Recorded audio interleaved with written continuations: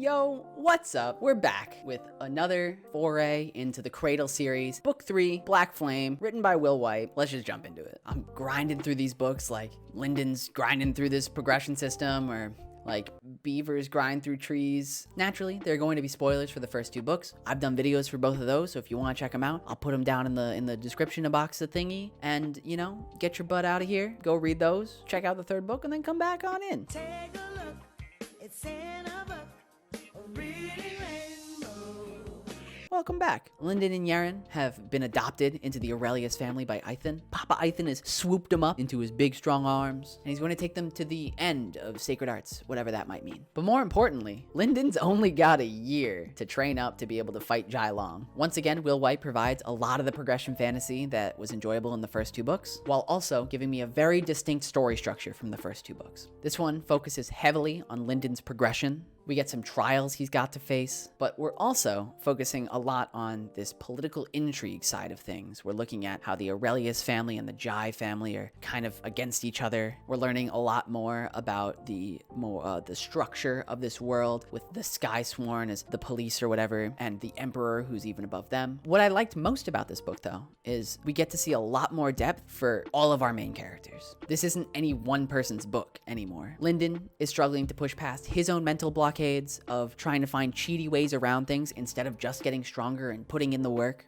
Yerin is struggling also with how to get stronger, but is also holding on to the spirit of her lost sword sage master. She's hamstringing herself in getting stronger, whereas Lindon is trying to find shortcuts around to get stronger faster. But she's still our main powerhouse of the two. She's still her own unique, compelling character with a lot of growth ahead of her that I'm really excited to explore. And then even Ithan, we see him making mistakes. All-seeing, all-knowing Ithan making mistakes, kind of crazy. I think I mentioned it last time, where I really liked that Will Wight is taking our most powerful character that we know about and then pitting them against something even more powerful. And this time it's Ithan's turn. It's done perfectly. I think showcasing that even an underlord can make mistakes and fail is really critical moving forward, especially when we know that Lindon's going to reach that level at some point. And what's more critical is making these strong characters look weak without actually making them feel weak is really hard to pull off. Renji from Bleach was just bullied until he was useless and relegated to a punching bag. And that just doesn't happen here. The weakness makes them feel more human instead of weaker. It provides the depth and the failure that we need to keep cheering for these characters to get better with.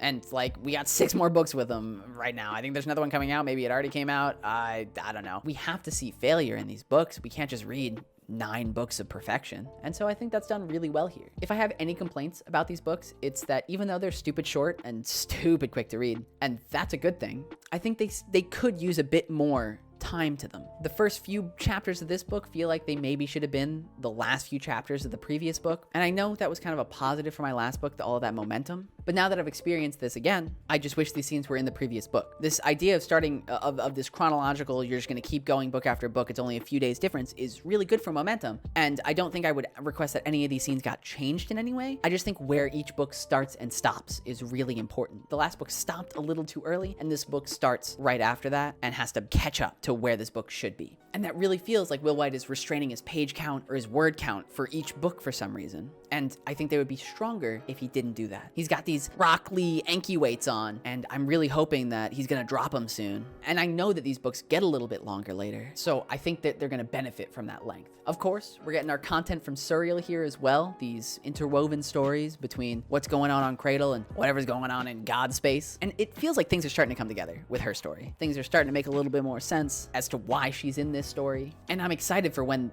it's gonna collide with Cradle. But for the meantime, it looks like it's got a lot more building that it has to do. But this book gives us a lot more direction than what we got from her in the last 2 books. Any amount of concreteness, especially in a story as abstract as Surreal's, I feel like is really critical for readers to be able to latch onto and understand. You need that understanding to have excitement for what's going to come. And if you don't really know what's going on in this super abstracted, these are big gods solving iterations of problems, it's hard to be hyped for what's going to come up next. And we did get more concrete information in this book, so it seems to be coming together, it seems to be working, and I am certainly excited for what's going to come for her story. This book is slightly longer than the last 2. I think it's about 20 to 25,000 words longer, but it doesn't feel like it. I think I might have even read this faster than the last one.